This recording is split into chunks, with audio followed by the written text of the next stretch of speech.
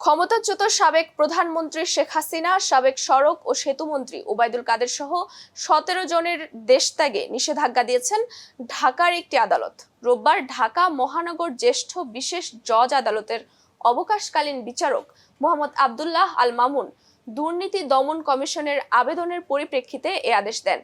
দুদকের আবেদনে বলা হয়, 2016 সালে কম্পিউটার নেটওয়ার্ক সিস্টেম লিমিটেড বা সিএনএস কে একক উৎসের টোল আদায়ের দায়িত্ব দেওয়া হয়, যার মাধ্যমে প্রতিষ্ঠানটির প্রায় 489 কোটি টাকা বিল গ্রহণ করে। এতে রাষ্ট্রের বড় অঙ্কের আর্থিক ক্ষতির অভিযোগ রয়েছে।